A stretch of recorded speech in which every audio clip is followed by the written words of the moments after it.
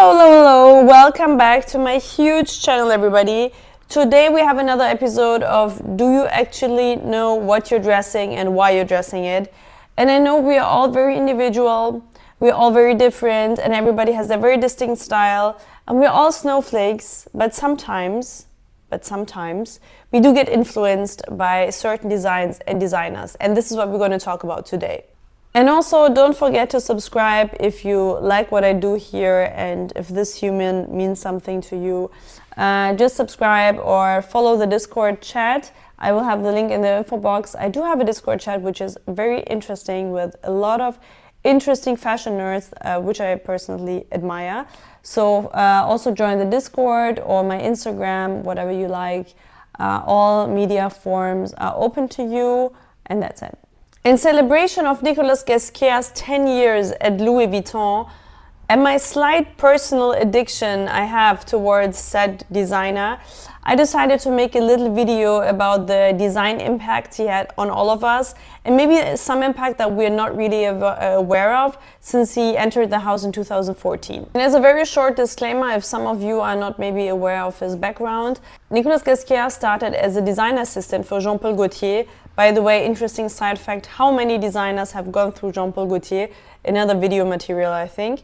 So he starts as a design assistant. Jean-Paul Gaultier is there for 5 years, and then from 95 to 97, he's appointed by Balenciaga and is responsible of the Asian market, and there's a very interesting sector which is kind of like widow wear. So he's focusing on that for 2 years. And then in 97, they ask him, just until they find a very famous other designer, to do one single collection in 97, and then he stays there the next 15 years. And after that, in 2012, when he decides to leave Balenciaga, he has like 1 free year, and in 2014 he starts at Louis Vuitton as the new creative director. And I think it's not exaggerated if we say he was the one getting this old couture house Balenciaga out of the forgottenness and managed to make it as popular as Christopher Balenciaga times probably. And he came to Louis Vuitton in 2014, right after Marc Jacobs did it also for a long period of time, after 13 years. And it was one of the most anticipated shows at that time. Hedi was going to Saint Laurent, Raf was going to Dior, and Nicolas Ghesquière entered Louis Vuitton. So it was a hot topic, and everybody wanted to see the shows back then in 2014, where it was probably like, okay, what is happening with this huge house, and which direction is it going? In 2014 is changing a lot for Ghesquière. He's being acquired by this huge house that has all the possibilities in the world. It's a famous leatherwear brand, so he has all possibilities in terms of leather, craftsmanship, fabrics, textures, works in technologic fabrics, everything he desires so much. And we see later as well, like, it's intense how deep he can go into his rabbit hole of finding new fabrics, developing new fabrics and new designs, and imprinting this very strong Ghesquière DNA into every single look that is still nowadays in his latest collection so easily recognizable when you see a look of him. What one needs to be aware of the very most, in my opinion, is the play of times that Nicolas Ghesquière is doing within his looks and collections. And it's very interesting because there are mainly 3 time periods he's always focusing on, and it's always the same ones up to this date. The first one is the past, mainly the 18th and 19th century in France, some Louis XVI influences that keep evoking here and there, and this is the perfect way to implement his strong embroidery and tailoring work. This era is fighting strongly against the next time frame, which is his childhood. And this is very remarkable and very interesting. He grew up in a little town in France, and by the age of 11, he already knew he wanted to be a fashion designer. It was clear to him. As a disclaimer, I just figured out last month what I want to do with my life, but there are people out there that are perfectionists and apparently know very early what they want to do, and I think we see that in his way of perfectionist working, how focused he is on that. So it's amazing to know this in that early age. But that's probably the genius factor that you need to have. So he has a room as a little kid, and he has all his inspirations in his room on posters, of course. So he has films by Stanley Kubrick, Odyssey 2001. He has Andrei Tarkovsky's movie Solaris. He has Alien with Sigourney Weaver. Yeah, these movies have one thing in common: they're all sci-fi movies. So he's mainly into sci-fi movies that create a post-apocalyptic while also mysterious, curious and seductive feeling sometimes about them. And also in terms of Kubrick, the movies are all very different from each other, but you immediately realize it's a Kubrick movie when you start watching it, because he has such a distinct style of creating a movie. And also the movies by Wong Kar-wai, In the Mood for Love and 2046, with 2046 having Nicolas' favorite scenery in the world. And his very good friend and colleague of centuries, Marie-Amélie, also says about him that she's 100% sure if he not would have turned into a fashion designer, he would now be a film director or an architect, because he cares so much about scenery. And this is something we see very obviously in the resort collections and in the selection of the locations he has. In the recent years, it was usually very brutalist, modernist and futuristic stuff, but this is what we're going to talk about later. And yes, he also says that, yeah, it's actually pretty true, and he kind of chose the road of fashion because of the mise en scene. So it's like the scenery, the creation of a scene. So it's not only about the clothes, it's about everything else around it. And this is something I think that differentiates him from a lot of designers that say it's only clothes. It's not only clothes. Of course, the ones that say it's only clothes mean, of course, always more, but they don't say it. But I think in terms of Nicolas Ghesquière, it's very important and a distinct criteria where the collection is located and shown. The third time period he uses in his collections is the future. So we have the past, we have the childhood, and we have the future. The future is kind of connected to the sci-fi idea that comes from the movies and fantasies and books, but it's also a reality, like the future will happen. So the sci-fi futurism is actually a future outlook of the past, but there is also the future outlook that he has. So it is very futuristic in the manner of his designs. He's also inspired here by the futuristic, brutalist and modern architecture like Oscar Niemeyer or Shiro Kuramata, a big influence on him, who created arts out of industrial materials and creates architectural interior and furniture out of it. Molding all of these time periods together kind of catapult us into a direction we are not yet aware of, because we are not in the now actually when we look into the fashion of Nicolas Ghesquière. We're already in the future. It's already like a future outlook that is based on different time periods. So in that sense, it's kind of not contemporary because we're not in the now. And that's so interesting, because one thing I've been always asking myself when I looked at the runways that I love so much, I just figured there are no trends. Like, I don't see any trends. And, you know, I don't mean like, okay, why is he not doing Y2K low waist? Why do we not see puffer coats or this and that? It's really, I didn't see any sense of any trend being more minimalistic, being more maximalist, being more sophisticated, being more quiet luxury. Like, where is it? It's nowhere. And I saw myself searching for it sometimes, and I was like, wow, he's so strong in his vision. We never see any sense of it. And now that I recapitulate everything and see that he's not in the time zone of the now, because he's just in the past and childhood and the future, it makes sense. There is no now, so there is no contemporary trend of the now. I don't know if this is his explanation for it, but I just think it's interesting, because if you break down his inspirations, you kind of come to this point like, yeah, obviously there's no trend inspiration like we see on many other brands that are way more contemporary maybe in that manner. I also just love the moment how this may click in my head. So let's come back to the point of where do we find Nicolas Ghesquière in our wardrobe, even if it's not a Louis Vuitton piece. If you not have pieces of him yet, you might still be influenced by him. And I think it's just interesting to talk about what kind of influences he might have created on us, even though we don't have the specific piece by him.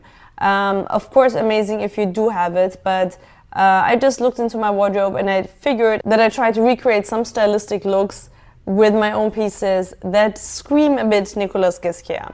So the strongest image he has, and where he's distinct with and he's one of a kind with, is definitely the heroic figure.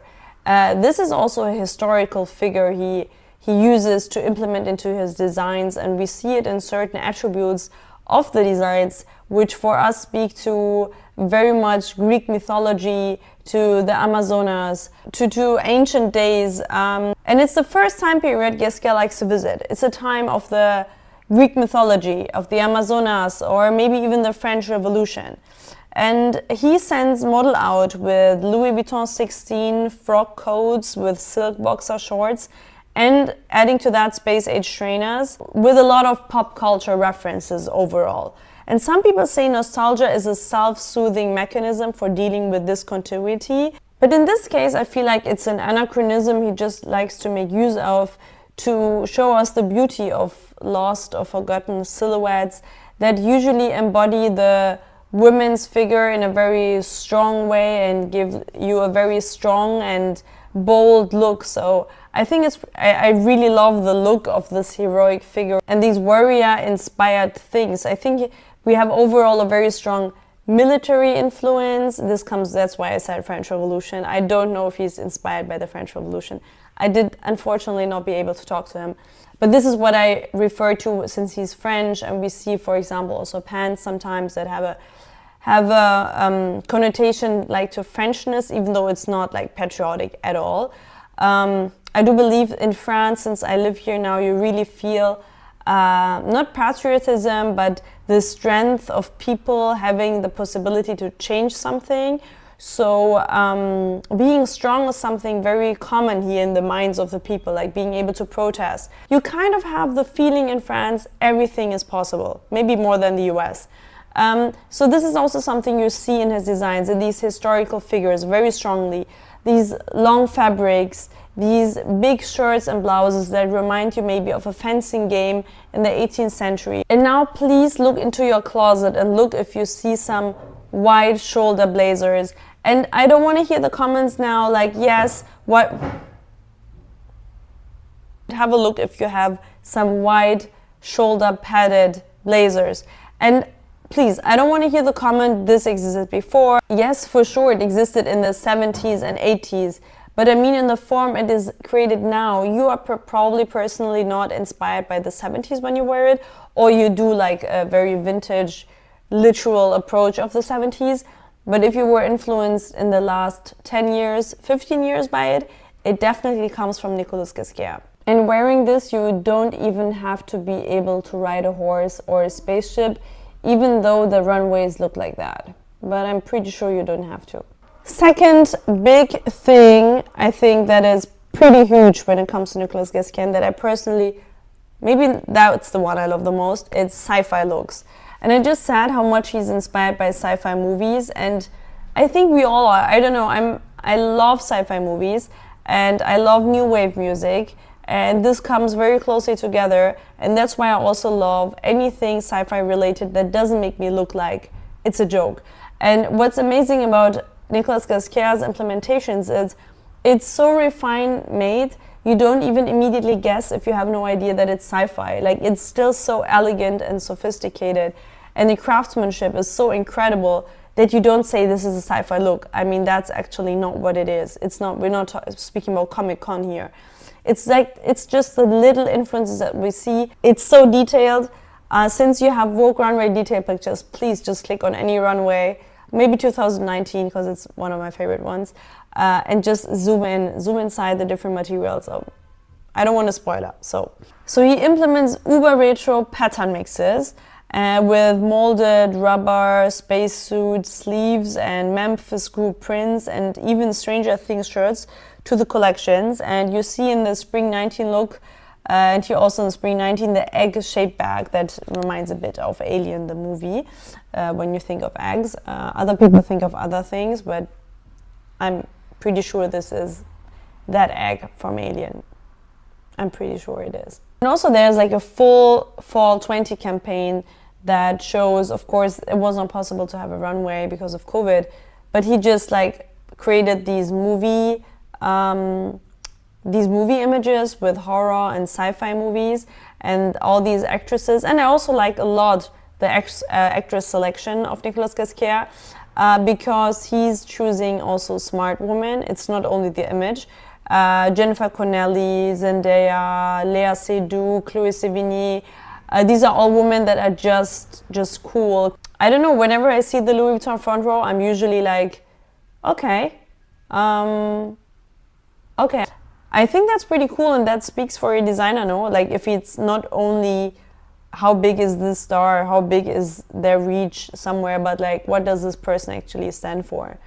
And I think that's pretty cool that this is also correct in this case. But back to sci-fi, because we are in the sci-fi world. Yes, so back to the movies. Of course, they had an influence on all of us, maybe to bring out some old t-shirts back, but this is just a feature we see of Nicolas Ghesquière back at Balenciaga already, with the spaceship t-shirts that are now the vintage find ever. I saw one at Printemps upstairs, by the way, if you're in Paris. Printemps upstairs has like a full floor full of vintage things, and I saw some Balenciaga and Louis Vuitton by Nicolas Ghesquière there, and that's very rare to find, so try to find it. After the historical figures, there's sci-fi, so if you found yourself wearing these kind of things again, it's definitely also because we saw it a lot more the last 3, 4, 5 years of Nicolas Ghesquière, but also during the 25 years of his design career, we saw sci-fi inspiration stronger than by any other designer. So if you have something kind of futuristic, sci-fi-ish, but it has some retro vibes because it's maybe space age from the 60s, you might be influenced here by Nicolas Ghesquière as well. Number 3, and again, okay, I keep repeating myself because I just love probably all these factors and criterias and things he does, is number 3 is the material mix. And this sounds like a weird inlay you have in any of your sweaters. Material mix, like, is it cotton blend or is it real cotton? No, that's not what I speak about.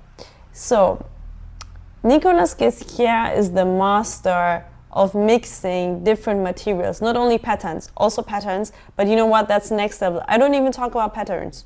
I'm just speaking about materials right now. It's insane. I have never seen these kind of different fabrics together on a jacket that make one look the jacket like it's just a jacket with impeccable design, but second, on this, oh my god, that's fucking creepy. Oh my god, I have something like a dumbwaiter here in the house because it's an old French apartment, like from the 60s, and people keep throwing stuff down, and that's not something very typical in France, and it's scaring me because it's late actually, and at this hour they start. Okay, I want to think back about beautiful jackets. So it's crazy what kind of material mix and what kind of material composition he has and what it creates. And my favorite examples here are not that old, they're from fall 20. And I even show them to my friends, sometimes just randomly. Then, even though they're not interested in fashion, I'm just sometimes like, look, do you see this? And they're like, yeah, that's crazy. And I'm like, yeah, that's fashion. I showed them these 2 jackets. I think they came right after each other, even on the runway. The way it's layered, it's the details. He's so fine and refined with his taste. You know, the way Roger Federer plays tennis, and the other ones are just slamming, but he's dancing while doing it. That's a talent, and that's what he does. It looks so playful and easy, and it's just so insanely made. This jacket is just a great example of how the front and back can be so playful of a piece. And I have seen some fast fashion retailers that do it as well, like try to collect different materials, patchwork them, attach them on each other to give the pieces a bit more depth, because that's what they do at the end. I don't think it really worked out, and I don't think that you can easily duplicate these kind of things. I think it's okay to get inspired by each other, like designers, but to a certain degree. So the material makes the playfulness Of course, that's like a generic feature that a lot of designers have, like some playfulness, some twists here and there, but I think in terms of Ghesquière, it's just very distinct that it's always the case. Like he did it since his very early days when he was 25, and he does it now 25 years later as well. And we see throughout his career, he loves to use different materials over each other, and he's always the king of layering, like layering different pieces, especially when it comes to the different time periods. So he loves to layer, for example, something very futuristic, a shirt, a sweater, and over it you have this frock from the 18th century over it. And that's insane because it works, and because he has so much of a clue of colors and patterns and how everything works. It just looks very natural and looks very fluent, and it looks like a flow that he creates. I know it can be very bold sometimes for people, even though I think it's very feminine. I think he manages in a beautiful way to be very feminine but strong. And what he also does is, even though his design is so clear and everybody recognizes that it's a piece of him, even when he left Balenciaga, for example, you saw that he took what was his to Louis Vuitton. So it did not stay with Balenciaga, he took it to Louis Vuitton because it's his mind and design and craft. What some brands do, what I have a struggle with, is the brand is so strong in their DNA, they're so strong in what they want to give you or what they want to show, that it's like, here, take this blouse and you will look like us, aka the brand. I feel like that it's hard to take a piece of clothing and say, I interpreted it my way. Because it's very streamlined into one direction. This doesn't have to be bad. It can be also something very good that a brand has like a very, very clear vision of what they want to stand for. To me, Tom Ford at Gucci was also like this. But Nicolas Ghesquière gives you really a color palette, a selection of what you want to create. And you can choose yourself who you want to be.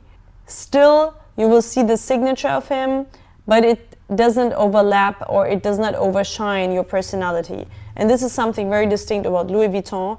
It's very underestimated when you look at how detailed these things are being made and what actually Nicolas Ghesquière stands for, which is creating the vision of a strong and bold woman who stands on her own feet and who dresses as she likes. He's also like not showing too much skin. This is something, for example, it's not a criteria for me. I honestly don't care if somebody shows more or less skin, but it shows me also that he thinks of functionality while being so crazy genius. He also thinks of functionality, which I again miss at a lot of other brands where I think it's beautiful, but it's just not realistic to wear it because it can turn too costumey or just too unpractical, so I don't wear it at the end. And at Louis Vuitton, I mean, you have these wide pants, you have a lot of sweatshirts and shirts, you have very bold coats. And I think this kind of design is also the one that will rule sooner or later overall the market.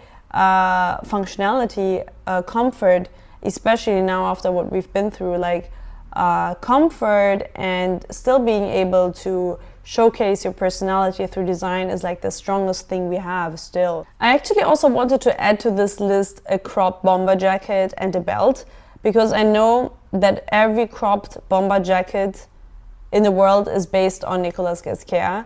But then I was like, okay, it's okay. I know every one of you has somewhere a cropped bomber jacket. It's him. It's him. It's Nicolas. You have some piece of him in your wardrobe. And his belts are also very distinct stylistic feature that he does since ever.